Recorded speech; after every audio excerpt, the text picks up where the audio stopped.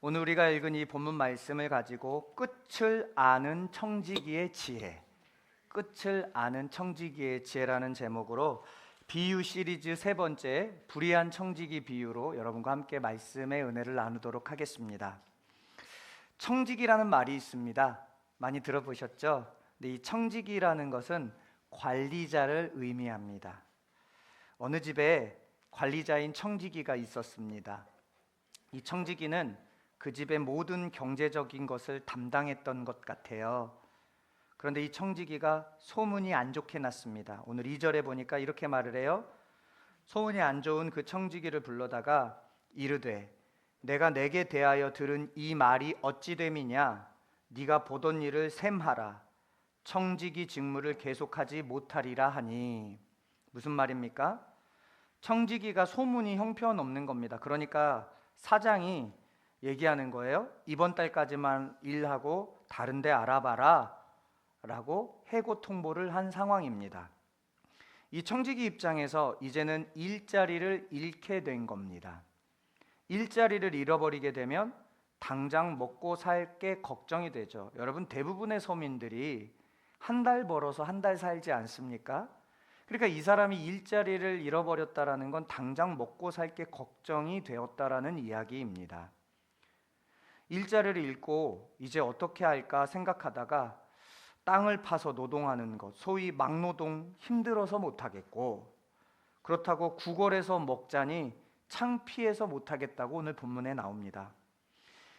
그럼 어떻게 할까 고민하다가 이 청지기가 꾀를 하나 냅니다. 그동안 이 청지기가 주인의 모든 돈을 관리했어요.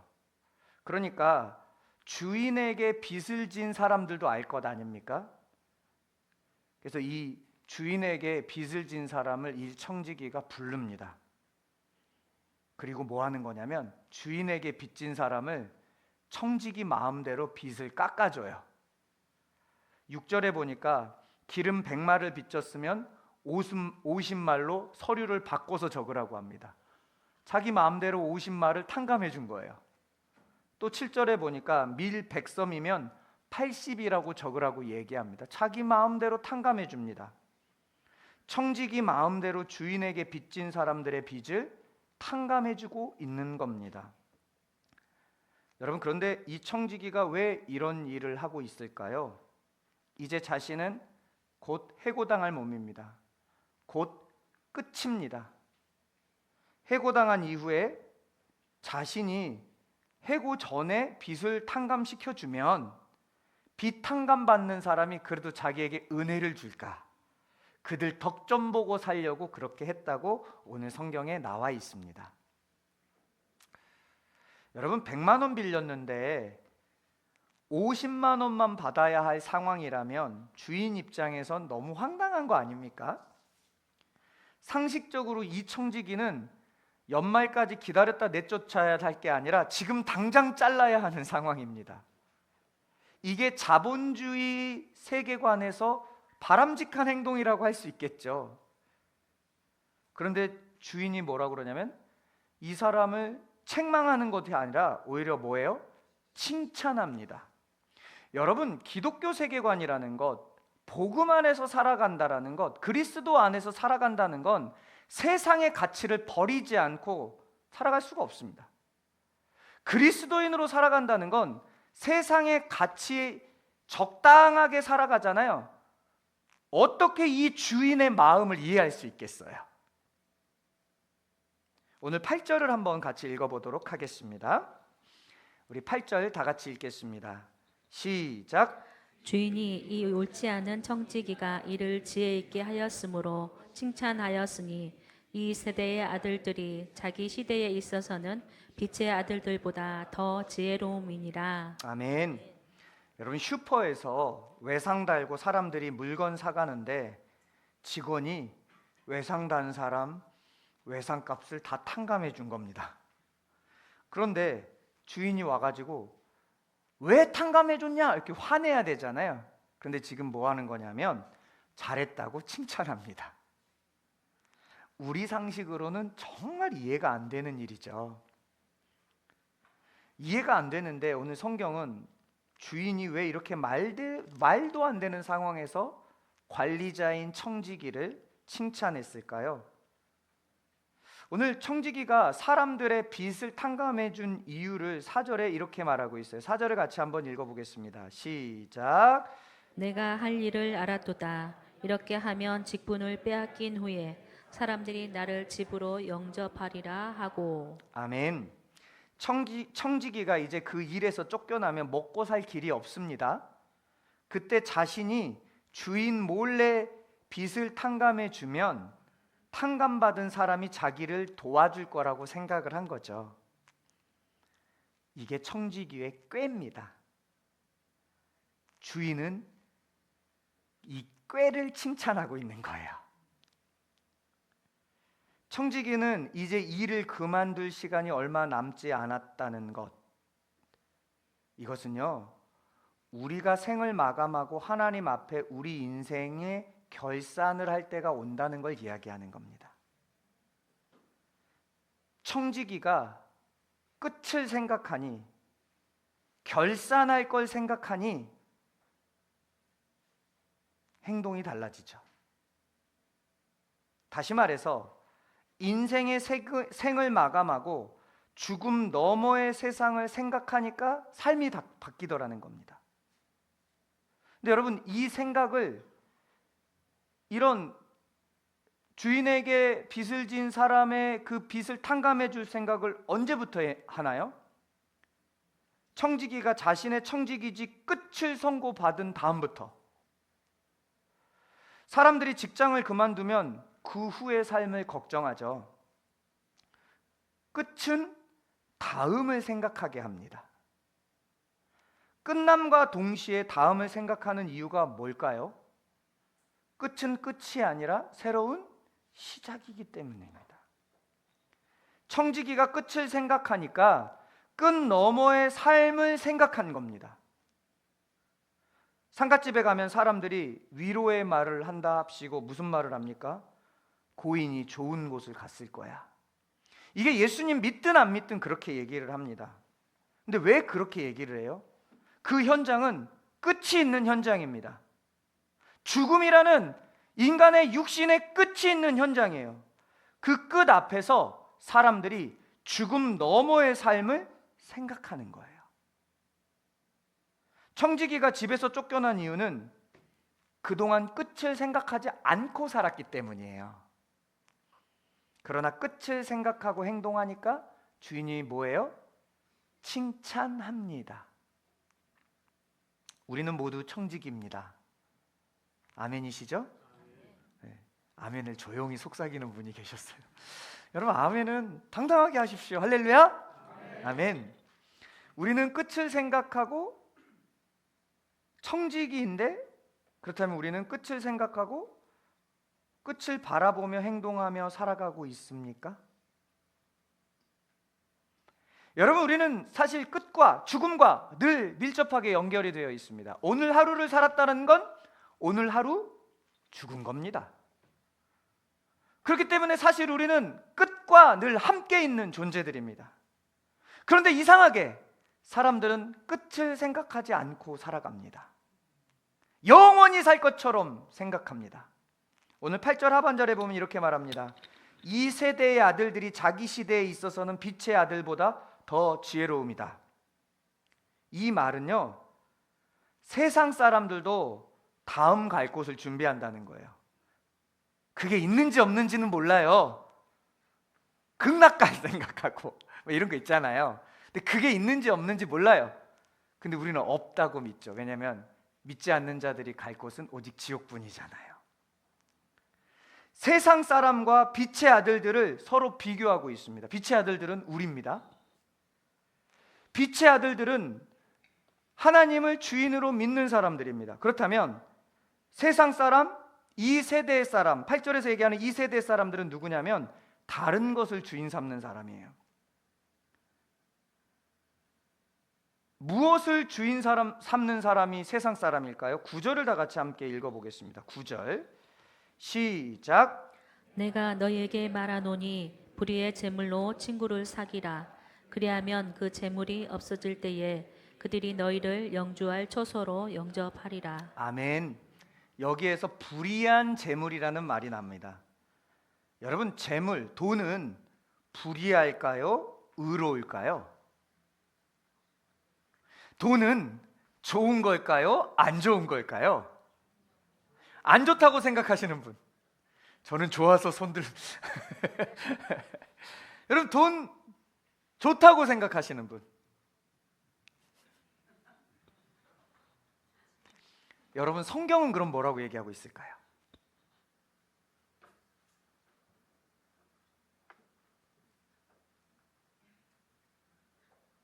성경은 돈은 좋지도 않고 나쁘지도 않다. 왜 그렇게 얘기할까요? 돈이 좋아지는 순간 돈을 잘 활용하는 건 좋은 건데, 돈을 좋아지게 되는 순간 사람이 그 재물을 의지하고 우상이 되기 때문에, 그럼 재물은 돈은 안 좋은 게 되겠죠. 그런데 이 돈을 잘 활용해요. 그래서 하나님 나라를 위해서 써요. 그럼 이 돈은 좋은 겁니까? 나쁜 겁니까? 좋은 거죠. 그런 의미에서 돈은 중립적인 겁니다. 사람이 돈을 믿으면 그 돈은 그때부터 우상이 되어 불의한 죄물이 됩니다. 제가 연구를 하다 재밌는 걸 발견했는데요. 돈이 만문이잖아요. 그래서 만문신이라고 그러잖아요. 만문이라는 단어가 어디서 나왔나 봤더니 아만이라는 단어에서 나왔어요. 히브리어에. 근데 아만이라는 단어가 무슨 단어에서 나왔냐면 아멘이라는 단어에서 나왔어요. 그러니까 아멘이라는 단어에서 뭐가 나왔어요? 돈 만문신이 나왔어요.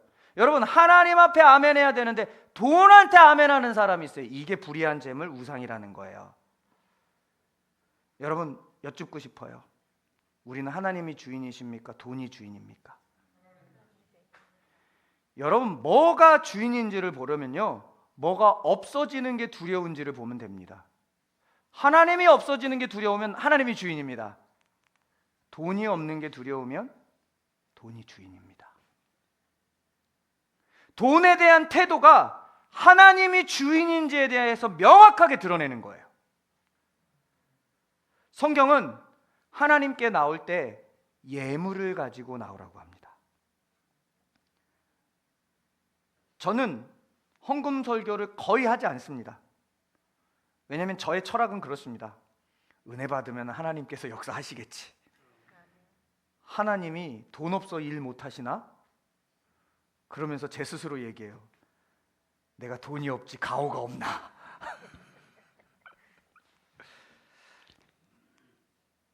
그럼에도 불구하고 오늘 물질 얘기하는 것을 양해해 주시기 바랍니다.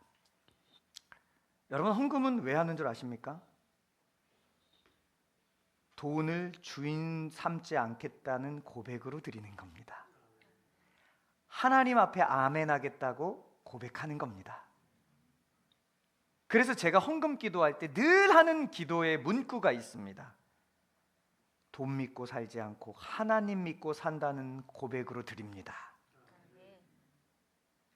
하나님을 정말 믿는 사람은 돈을 대하는 태도에서 가장 큰 변화가 일어납니다. 재물이라는 단어 어디서 나왔다고요? 아멘. 정말 하나님 앞에 아멘 하는 사람이라면 당연히 물질에 대한 태도가 바뀌겠죠. 돈을 신뢰하냐? 하나님을 신뢰하냐? 돈 앞에 아멘 하냐? 하나님 앞에 아멘 하냐? 이거 신앙생활에서 너무 중요한 주제입니다. 오죽하면 감리교의 창시자인 요한 웨슬리는 지갑이 회개하지 않으면 진짜 회개한 사람 아니다라고까지 말을 합니다. 특별히 11조 너무 중요합니다. 11조는 내가 돈 믿고 사는 게 아니라 하나님 믿고 하나님의 공급하심을 인정하는 신앙 고백입니다. 그런데 너무나도 많은 사람들이 11조를 적당히 형식적으로 하고 있습니다. 11조는 10개 중에 1개라는 걸 우리는 너무나도 잘 알고 있어요. 여러분, 왜 성경이 10개 중에 1개라고 정확하게 기록하고 있을까요? 다른 것은 그냥 예물들이라 그래요. 근데 11조는 왜 10개 중에 1개라고 콕 집어서 얘기할까요? 그걸 통해 우리의 마음을 진짜 보고 싶다는 거예요. 진짜인지 가짜인지 보고 싶다는 거예요. 돈 믿고 사는지 하나님 믿고 사는지 보고 싶다는 거예요. 몇 주 전에 제가 청년들한테 얘기를 했어요. 너네들 11조 다 해라. 다 불러다 놓고 얘기를 했어요. 근데 청년들이 어려운 거 제가 알아요. 제가 얘기했어요. 아르바이트 했는데 왜 11조 안 왔냐?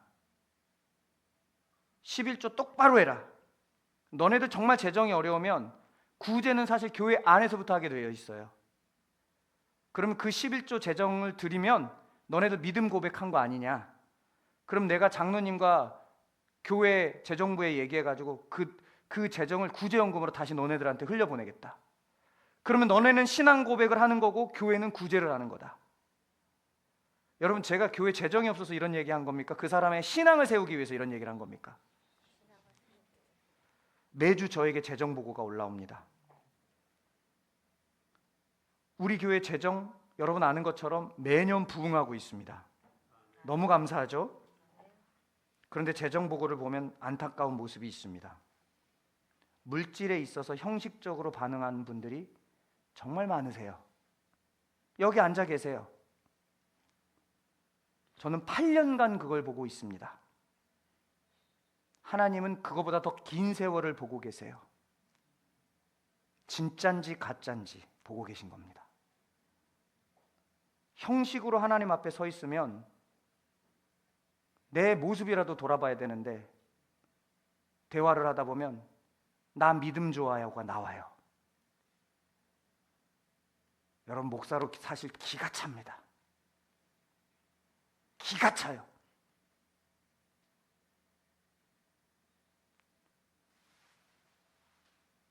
앞서 얘기했지만 우리 교회는 재정이 계속 부흥하고 있기에 재정이 없어서 지금 이런 설교하는 게 아닙니다. 오늘 본문이 그런 말씀이에요.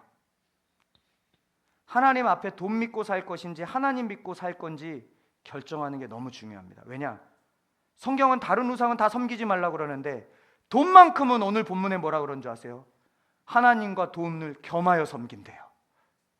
이곳에 그런 사람들이 너무나 많아요.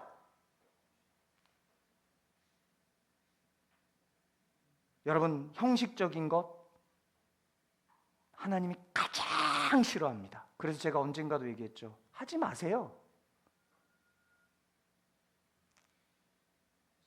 제가 지금 하지 말라고 했습니다.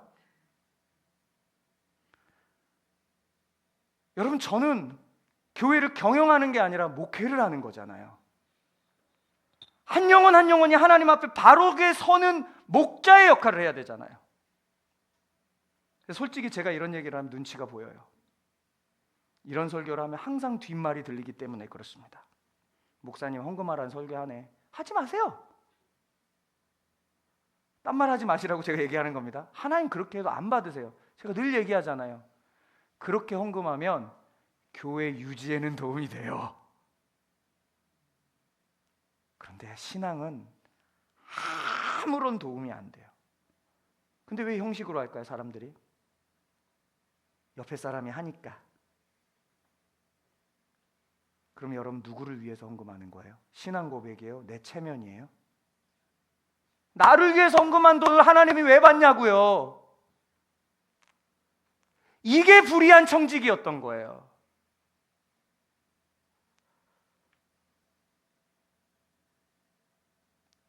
주님은 반드시 결산해요.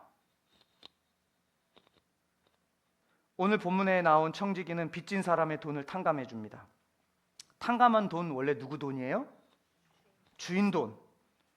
청지기는 주인 돈을 관리할 뿐입니다. 그런데 그동안 청지기는 그 주인 돈을 누구처럼 썼어요? 내 것처럼 썼으니까 소문이 안 좋은 겁니다. 사람들이 11조 생활을 온전하게 하지 않는 이유가 뭘까요? 들어보면 생활이 어려워서 그렇답니다. 인간적으로 이해가 돼요. 근데 제가 목회하면서 보면 11조 온전하게 하시는 분들이 제일 어려운 분들 위주로 완벽하게 하십니다. 아이러니예요. 생활이 어려워서 11조를 못했다는 거 인간적으로 이해되지만 하나님의 진단, 성경의 진단은 뭔지 아십니까? 지금 내게 있는 물질이 내 거라고 생각하기 때문이다. 근데 그거 다 누가 허락하신 거예요? 하나님. 주님이 오늘이라도 우리를 부르셔서 셈하시면 우리는 그 돈 쓰고 싶어도 못 쓰죠. 그런 이야기가 이 본문뿐만 아니라 다른 본문에도 여러 번 나옵니다. 내 돈 아닙니다. 그거 주님이 우리에게 맡겨 놓으신 거예요. 잘 활용하라고, 잘 관리하라고, 그걸 통해서 주의 영광을 위해서 잘 쓰라고. 그런데 우리는 그 돈 내 돈처럼 생각하며 살죠. 한 호주 자매가 학교를 졸업한 후에 직장을 다니다가 적성에 맞지 않아서 영국으로 훌쩍 떠나게 됩니다. 그곳에서 생활비를 벌기 위해서 노인 병간호를 시작을 해요. 이때부터 노인 병간호를 하며 살다가 이제 호주에 돌아와서도 노인 병간호가 자기 적성에 맞아서 노인 병간호를 계속 하는 일을 하게 됩니다. 그런데 이 자매가 어르신들에게 너무 싹싹하잖아요. 꼭 저 같아요. 죄송합니다. 네. 근데 너무 싹싹하니까 어르신들이 속 얘기를 막 하기 시작하는 거예요. 어르신들이 묻지도 않았는데 살아온 이야기를 막 하세요. 근데 그 이야기들 중에 살면서 이제 생을 마감할 시점에서 자기가 후회된 이야기들을 쫙 하는 거예요. 그런데 이 자매가 이 어른들의 후회된 이야기를 쫙 듣다 보니까 공통점이 있더래요. 그래서 이 공통점을 책으로 엮어내는 게 죽기 전에 가장 많이 후회하는 것이라는 책이에요.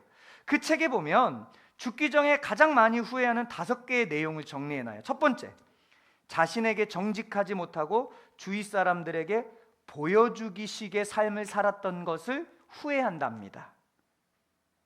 그러니까 체면치레한 거예요. 이거 제일 후회한대요. 두 번째, 일하는 것에 너무 많은 시간을 쓰다가 가족과 시간을 많이 못 보낸 걸 후회합니다. 여러분, 아이러니예요. 가족을 위해서 일하는데 가족을 소홀히 하고 있어요. 이걸 제일 후회한대요. 세 번째, 감정을 솔직하게 표현하지 못하는 걸 후회한답니다. 근데 여기서 중요한 게 있어요. 이런 얘기를 하면 꼭 이렇게 생각하는 사람들이 있어요. 이런 사람들은 정말 나쁜 사람들이에요. 감정을 솔직하게 표현하지 못한 걸 후회하지 않기 위해서 나는 감정에 솔직해 하는데 다른 사람들한테 예의 없게 해요. 말도 함부로 하고요, 행동도 함부로 해요. 근데 이런 사람들의 특징이 뭔 줄 아세요? 자기 행동을 안 돌아봐요. 그리고 자기가 괜찮은 줄 알아요. 감정을 솔직하게 표현한다는 건 예의 없으라는 말이 아니에요. 아무 때나 화내고 이러라는 말이 아닙니다. 감정을 솔직하게 표현하지 못했던 걸 후회한다는 건 다른 게 아니라 사랑하는 사람에게 사랑한다는 말도 못하고, 경상도 남자가 그런 데잖아요. 사랑한다는 말 못하니까 내 알을 낳아도 그런 데잖아요. 사랑한다고 얘기해야죠. 제가 어제 신방 가기 전에 아내랑 기다리면서 문득 갑자기 아내가 이제 성경 말씀을 보고 있는데 우리 성경 통독하잖아요. 성경 통독 그 시간에 이제 기다리면서 하고 있더라고요. 그래서 보고 있는데 제가 이뻐 보이는 거예요. 그래가지고 뜬금없이 사랑해 그랬더니 뭐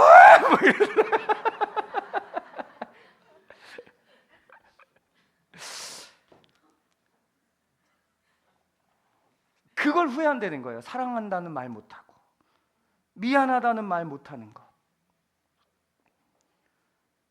네 번째, 너무 바빠서 친구들과 연락하며 살지 못한 것 후회한대요. 다섯 번째, 결국 행복한 삶은 그동안 내 선택으로 살 수 있었는데 선택하지 못하며 살았던 것 후회한대요. 여러분, 그 어르신들은 죽음과 가까웠습니다. 결산할 때와 가까웠어요. 죽음 앞에서 후회하는 것에 돈과 관련된 게 있습니까? 없습니까? 돈을 더 멀지 못해서 후회하는 사람 없어요. 궁궐 같은 집에서 살지 못해서 후회하는 사람 없습니다. 고급 차 못 타서 후회하는 사람 없습니다. 그런데 돈 때문에 아이들과 많은 시간을 보내지 못해서 후회합니다. 돈 버느라 소중한 사람들과 함께하지 못하고 연락하지 못해서 후회합니다. 죽음 앞에, 돈 앞에 후회하는 사람은 없지만 돈에 매여 사는 삶에 후회한 겁니다. 죽음을 인식하는 삶, 죽음 너머에 주님이 우리 삶을 결산한다는 것을 아는 분만 돈을 내 것으로 여기지 않고 살게 돼요. 오늘 청지기가 돈이 언제 자신의 것이 아니라고 여기기 시작했다고요? 주인이 세매하겠다는 말을 듣고 나서부터, 끝을 생각하면서부터 시작이 된 거예요. 오늘 본문 1절에 보면 이 불의한 청지기 말씀은 비유로 하신 거거든요. 근데 이 비유의 말씀을 누구에게 하는 거냐면 제자들에게 했다고 1절에 나옵니다. 제자들이 누구예요? 오늘날 예수 믿는다고 하는 분들, 저와 여러분들에게 하신 말씀이에요. 그러니까 그런데 예수님이 이 비유를 제자들에게 왜 하셨을까요? 우리 1절 말씀을 한 번 더 읽어보도록 하겠습니다. 1절 시작. 또한 제자들에게 이르시되 어떤 부자에게 청지기가 있는데 그가 주인의 소유를 낭비한다는 말이 그 주인에게 들린지라. 아멘. 1절을 이렇게 시작해요. 또한, 이렇게 시작하죠. 또한. 1절 16장 1절의 또한이라는 건 이 앞의 이야기랑 연결된 거 아닙니까? 그쵸? 근데 이 앞의 이야기가 뭐냐면 지난주 비유 말씀을 했던 탕자의 이야기예요. 탕자 이야기, 집 나간 둘째 아들 이야기잖아요. 집 나간 둘째 아들이 아버지로부터 유산을 받아서 어떻게 살아요? 모든 것을 탕진하며 허랑방탕하게 살죠. 그때 허랑방탕하게 살았다라는 헬라어 원문을 어떻게 쓰여놨냐면 아소토스라는 단어를 쓰고 있어요. 아소토스. 그게 허랑방탕이에요. 그게 낭비. 근데요, 그게 오늘 1절에 청지기가 주인의 돈을 낭비한다는 단어랑 똑같은 단어예요. 아소토스. 그러니까 청지기가 주인의 돈을 주인이 의도한 바로 쓰지 않는 게 무슨 삶이냐면 방탕한 삶이에요. 우리가 보통 방탕하면 나쁜 짓 하고 이렇게 사는 걸 얘기하잖아요. 그러나 성경은 그걸 방탕이라고 얘기하지 않는다는가요? 아버지를 떠나서 자기 멋대로 사는 모든 삶, 그걸 방탕이라고 얘기해요. 그리고 그 방탕이 다른 말로 낭비래요. 그렇다면 낭비하지 않는 삶은 뭘까요? 아버지를 떠나지 않고 아버지 품에서 지도받고 아버지 뜻에서 순종하는 게 낭비하지 않는 삶입니다. 저와 여러분들이 이런 삶을 사시기를 축원합니다. 신명기 1장에 보면 이스라엘 백성이 출애굽에서 가나안을 갑니다. 그런데 애굽에서 가나안까지는 오늘날에는요, 차 타면요 하루도 안 걸려요. 제가 차를 타고 가봤잖아요. 하루도 안 걸려요. 근데 걸어서는 며칠 길이냐면요 10하루길이라고 성경에 나와 있어요. 11일밖에 안 걸려요. 이집트에서 이스라엘까지 걸어서. 그런데 우리가 잘 아는 것처럼 몇 년 만에 가나안 땅에 들어갑니까? 40년. 11일이면 가는데 40년이 걸려요. 허송세월, 낭비한 시간이에요.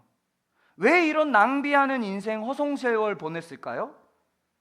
가나안에 이제 막 들어가려고 했어요. 10하루쯤 돼서. 그런데 정탐꾼을 보내요.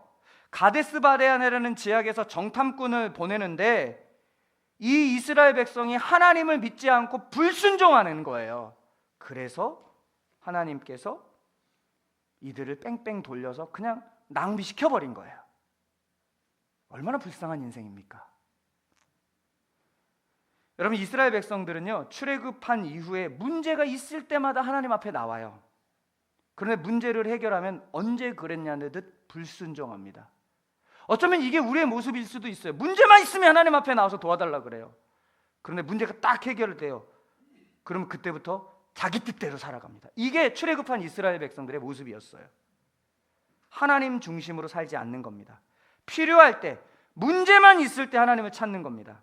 여러분, 이건 하나님을 믿는 게 아니라 하나님을 이용하는 겁니다. 이런 신앙의 태도가 11일이면 가나안 땅에 들어갈 수 있는데 40년간 인생을 허비하며 낭비하며 허송생활 보내게 한 거예요. 오늘 불의한 청지기는 그동안 주인의 돈을 자기 것처럼 썼습니다. 그때 그 돈은 불의한 재물이라고 얘기합니다. 여러분, 사람은 누구나 칭찬을 좋아하죠. 오죽하면 칭찬은 누구도 춤추게 한대요? 고래도 춤추게 한다는 거예요. 여러분, 우리 모두가 물질에 있어서 하나님 앞에 칭찬받을 수 있기를 축복합니다. 이 이야기를 하면서 예수님이 10절에 이런 말을 합니다. 그 유명한 말씀, 지극히 작은 것에 충성된 자가 큰 것에도 충성된다. 이거 다른 데 쓰는 게 아니라 돈에 쓴 거예요. 돈에. 우리 자꾸 다른 데 쓰잖아요. 돈에 쓴 거라니까요. 돈에. 여러분, 돈 문제는요, 하나님 입장에서 지극히 작은 겁니다. 그런데 하나님 이렇게 말씀하세요. 돈 문제 앞에서 청지기로 충성돼야 하나님이 큰 것 맡겨준대요. 우리 큰 거 하고 싶잖아요. 근데 여기에 매여 있어요. 오늘 이 예수님의 말씀을 들은 바리새인들이 있었어요. 오늘 읽진 않았지만 오늘 성경책을 보면서 14절에 이 예수님의 비유의 말씀을 지금 우리처럼 듣다가 어떤 반응을 해요. 오늘 14절을 한번 성경을 보면서 읽어보도록 하겠습니다. 14절 같이 읽어보겠습니다. 시작. 바리새인들은 돈을 좋아하는 자들이라 이 모든 것을 듣고 비웃거늘. 아멘. 지금 이 돈 얘기할 때 마음 가운데 불편하고 꼭 저렇게 얘기해야 돼? 이런 마음을 누가 가졌다고요? 그러면 그런 마음이 우리 안에 있다는 건 우리가 누구라는 얘기예요? 그런 마음이 있는 사람이 지금 바리새인이에요. 돈을 좋아하는 그 바리새인들에게 예수님이 비유를 하나 더 하세요. 그 비유가 뭐냐면 그 유명한 부자와 거지 나사로 이야기예요. 부자와 거지 나사로가 살고 있었습니다. 부자는 살아생전에 돈이 많아서 부유하게 살았어요. 거지 나사로는 그 부자가 주는 거 얻어먹고 살아요. 그런데 어느 날 이 두 사람이 모두 죽습니다. 부자는 어디 갑니까? 지옥. 가난한 자는 거지 나사로는 어디 갑니까? 천국. 부자가 지옥의 불이 너무 뜨거워서 천국에 있는 나사로를 보고 물 한 방울만 찍어서 내 입술에 발라달라고 얘기를 해요. 이때 천국에 있던 아브라함이 말합니다. 부자, 너는 살았을 때 좋은 것을 받았으니 이제 괴로움을 받은 것이고, 나사로는 살았을 때 고난을 받았으니 이제 위로를 받는 것이다. 여러분, 이 이야기는 천국과 지옥 이야기가 아니에요. 천국과 지옥 이야기로 이 얘기를 하는 분은 성경을 모르는 분이에요. 지금 예수님 뭐 얘기하는 거예요? 이 앞에부터 비유 이야기하는 거잖아요. 이 부자와 나사로 이야기는요, 이스라엘의 전래동화예요. 은혜 갚은 까치 이야기 아시죠? 우리나라는 전래동화로 은혜 갚은 까치 이야기가 있잖아요. 이스라엘은 천국 이야기할 때 은혜 갚은 까치 이야기는 뭐예요? 은혜를 갚아라. 또 은혜 갚은 호랑이 이야기는 뭐예요? 효를 행하라, 이런 거 아닙니까? 교훈을 위해서 동화를 만든 거예요. 이스라엘에도 그런 이야기들이 많은데 그 중에 하나가 이거예요. 부자와 나사로 이야기. 그런데 사람들이 어떻게 이야기하냐면 천국과 지옥이 있어. 천국과 지옥은 서로 말할 수 있어. 어디 가서 이런 얘기하는 사람은 얘기해 주셔야 돼요. 회개하라, 천국이 가까웠느니라. 그런데 그렇게 믿고 있다니까요. 아니에요. 이거 비유로 옛날 이야기를 끌고 온 거예요. 전래동화를. 그러니까 이 이야기를 통해 말하고자 하는 게 있겠죠. 그 이야기를 들어야 됩니다. 여러분, 이 부자와 나사로 이야기가 하고 싶은 말이 뭘까요? 불의한 청지기 비유를 듣고 있던 돈을 좋아하는 바리새인들을 향해서 이렇게 얘기하는 거예요. 돈 쫓아가다가 보면 부자 꼴을 면치 못한다. 이 얘기하고 싶은 거예요. 그런데 반대로 이 땅에선 힘들게 살 수 있어. 그런데 불의하지 않고 하나님 앞에 신실하게 살면 그 삶이 어쩌면 거지처럼 힘들어서 고난 가운데 있을 수도 있어. 근데 그 삶이 얼마나 힘들었겠어. 그런데 하나님이 결산할 때 위로해 주는 거야. 이 얘기를 하고 있는 겁니다. 사랑하는 여러분, 물질의 영역에 있어서 하나님 앞에 신실하게 반응할 수 있기를 축복합니다. 다시 이야기하지만 오늘 이 이야기는 헌금을 종용하는 설교가 아닙니다. 한 분도 시험에 안 들으셨으면 좋겠어요.